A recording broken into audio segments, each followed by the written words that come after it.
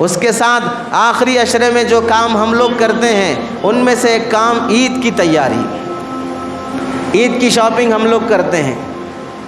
کیا کہنے ہم لوگوں کے بھولے پن کے، ایک طرف حاکم شہر کو ہم گالیوں پہ گالیاں، تحفوں پہ تحفے پیش کریں گے، مہنگائی بڑھ گئی، پیٹرول کی قیمت بڑھ گئی، سودا ترکاری کی قیمت بڑھ گئی، یہ سب نوازتے ہیں گالیاں حاکم شہر کو، اور پھر ان مہنگائی کے بڑھ جانے کی شکایت کرنے والے معصوم چہروں کو دیکھیے، عید کی شاپنگ کرتے ہوئے انہیں مہنگائی دکھائی نہیں دیتی، 8-8 10-10 ہزار کے جوڑے خریدتے ہوئے انہیں مہنگائی دکھائی نہیں دیتی، دلہن اور بیوی اور بچوں کے 4-4 6-6 جوڑے خریدتے ہوئے انہیں مہنگائی دکھائی نہیں دیتی، عید کا جوڑا 8,000 کا، 10,000 کا، 15,000 کا، اب مہنگائی نہیں دکھائی دے رہی ہے، حاکم شہر کو گالیاں دے رہے تھے، اب تمہیں گالیاں نہ دیں، اب مہنگائی کے بڑھتے ہوئے تم یہ اتنا مہنگا ڈریس کیوں خرید رہے ہو؟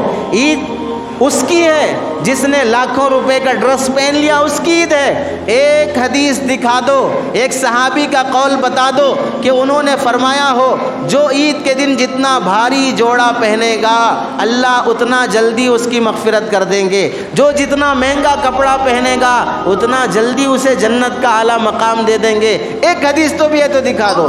حضرت عمر رضی اللہ تعالیٰ عنہ عید کے دن گھر کی دہلیز پر بیٹھ کر رو رہے تھے، ساتھیوں نے پوچھا یہ آج عید کا دن ہے، یہ رونے کا دن نہیں ہے، تو حضرت عمر رضی اللہ تعالیٰ عنہ نے فرمایا ھذا یوم العید و یوم الوعید، یہ عید کا بھی دن ہے اور وعید کا بھی دن ہے، یہ عید کا بھی دن ہے اور وعید کا بھی دن ہے۔ عید کہتے ہیں خوشی کو، خوشی اس کے لیے ہے لمن تقبل صلاتہ وصیامہ، جس کے روزے قبول، جس کی نمازیں قبول، اس کے لیے یہ خوشی کا دن ہے، اور جس کے روزے نہیں قبول، جس کی نمازیں نہیں قبول، وہ چاہے بھاری کپڑے بھی پہن لے اس کے لیے تو وعید کا دن ہے، سخت تنبیہ کا دن ہے۔ اللہ تعالیٰ رمضان کا پورا مہینہ روزے رکھ کر بندہ بھوکا رہا لیکن قبول نہیں ہوئے روزے، تو بتائیے اس سے بڑا محروم کون ہوگا؟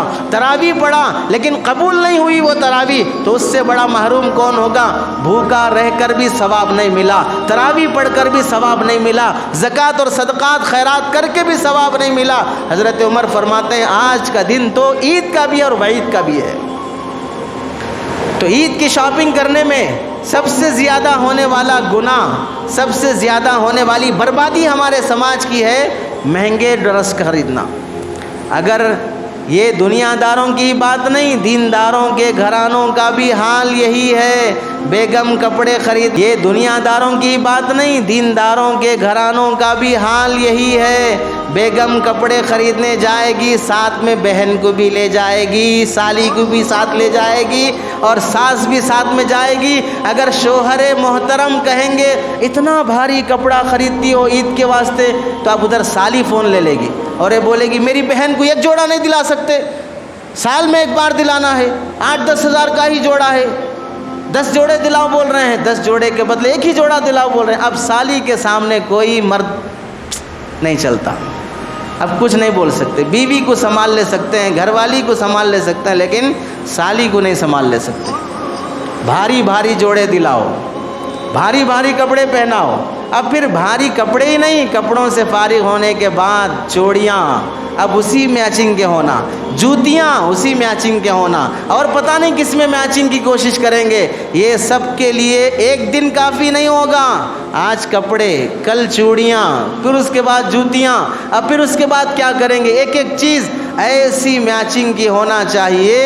ہر عورت کی خواہش ہوتی ہے، جا کے پوچھ لو اپنے اپنے گھروں میں، میرے عید کا جوڑا ایسا رہنا، دوسری کسی عورت کا ویسا نہیں رہنا، دوسری کسی عورت کا جوڑا ویسا نہیں رہنا۔ یہ سوچ کر ہر عورت اپنا ڈریس خریدتی ہے، حالانکہ کمپنی والے ایک ڈریس نہیں بناتے، کوئی بے وقوف کمپنی ایک ڈریس نہیں بناتی، ایک ہی ڈیزائن کے 10 ڈریس بناتی ہے، 50 100 ڈریس بناتی ہے۔ کوئی خرید بھی لے گی تو ایک منفرد اور بالکل سب سے الگ ڈریس کسی کا ہو بھی نہیں سکتا ہے، لیکن خواہش کیا رہتی ہے کہ میرا کپڑا، میرا ڈریس کسی سے میچ نہیں کرنا، سب سے الگ رہنا۔ اب اس کی چکر میں کتنا وقت برباد ہوگا وہ الگ ہے، اور اس کی چکر میں شوہر حلال سے حرام کی طرف آ جائے گا. اب چونکہ بیٹی کو بھی بھاری ڈریس، بیوی کو بھی بھاری ڈریس، بچوں کو بھی بھاری ڈریس، اتنا خریدنے کے لیے رمضان کی کمائی کافی نہیں ہوگی، حلال کی کمائی کافی نہیں ہوگی. اب سود پہ بھی لینا ہے، لو، دھوکہ دے کے کمانا ہو کماؤ، چوری کر کے کمانا ہو کماؤ.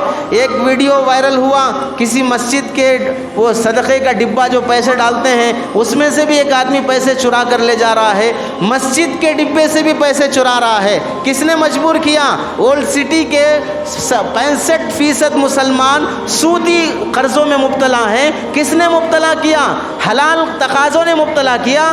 نہیں، حرام کی وجہ سے کوئی سود میں مبتلا، حلال کی وجہ سے کوئی سود میں مبتلا نہیں ہوتا. حرام خواہشات ہیں، ضرورت سے زیادہ خواہشات ہیں، مہنگی خواہشات ہیں. اس نے امت کو مجبور کیا ہے حرام کا انٹرسٹ لینے پر، انٹرسٹ پہ لون لینے پر. اس واسطے مسلم سماج فضول خرچیوں کی خاطر، تم میں سے بھی کتنے لوگ ہوں گے بیوی کو یہ کپڑے، بچوں کو یہ کپڑے، میرے یہ کپڑے، سالی کو بھی تحفہ، سالے کو بھی تحفہ، فلاں کو بھی تحفہ. ان تحفوں میں کتنے ہزار جائیں گے. اب ایمانداری کی کمائی کافی نہیں ہوتی، اس واسطے بے ایمانی سے بھی کما کر ان کی خواہشات پوری کرو. عورتوں کی خواہشات نے شوہر کو حرام خور بنا دیا ہے، شوہر کو حرام خور بنا دیا ہے. اور ایک طرف وہ امت کا امیر المؤمنین عمر بن عبدالعزیز رحمۃ اللہ علیہ، جس کے گھر کی عورت حضرت فاطمہ رحمۃ اللہ علیہا، باپ بادشاہ، 4 بھائی بادشاہ، دادا بادشاہ، شوہر بادشاہ، 7 نسبتوں سے بادشاہت سے تعلق رکھنے والی عورت کے گھر میں عید کا دن آتا ہے. کتابوں میں منقول ہے کہ بچوں کو عید کے نئے کپڑے نصیب نہیں ہیں. کس کے گھر میں؟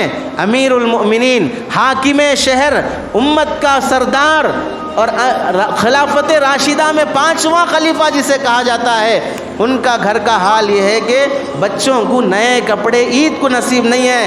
بیگم بلا کر اپنے شوہر سے کہتی ہے کہ عید کے لیے ہم پرانے پہن لیں، بچوں کے لیے تو نئے پہننا ہوگا. یہ اس محلے کے بچوں کے ساتھ جب مقابلہ ہوگا وہ اچھے کپڑے پہنے اور یہ پرانے کپڑے پہنے، بچوں کے دل پہ کیا گزرے گا.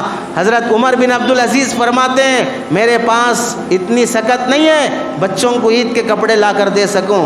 بیوی کہتی ہے خزانچی سے جو بیت المال کا دربان ہے اس سے کہو میری 1 مہینے کی سیلری پہلے دے دو، نیکسٹ منتھ کی سیلری میں ہم ایڈجسٹ کر لیں گے، اس مہینے آگے کے مہینے کی سیلری ابھی دے دو. اور وہ خزانچی خط کا جواب لکھتا ہے اگلے مہینے تک زندہ رہنے کی ضمانت لکھ کر دے دو، میں اگلے مہینے کی سیلری تمہیں دے دیتا ہوں. تو اپنے بچوں کو بلا کر عمر بن عبدالعزیز رحمۃ اللہ علیہ فرماتے ہیں بیٹوں میں نے جان بوجھ کر تمہارے حق میں کوتاہی نہیں کی ہے، میں کما سکتا تھا پھر بھی نہیں کمایا، ایسا میں نے نہیں کیا ہے. حلال دینے کی طاقت نہیں ہے اور حرام برداشت کرنے کی جرات نہیں ہے. حلال دینے کی طاقت نہیں ہے اور حرام برداشت کرنے کی جرات نہیں ہے. اس واسطے عید کے نئے کپڑے نہ دینے پر اپنے باپ سے ناراض نہ ہونا.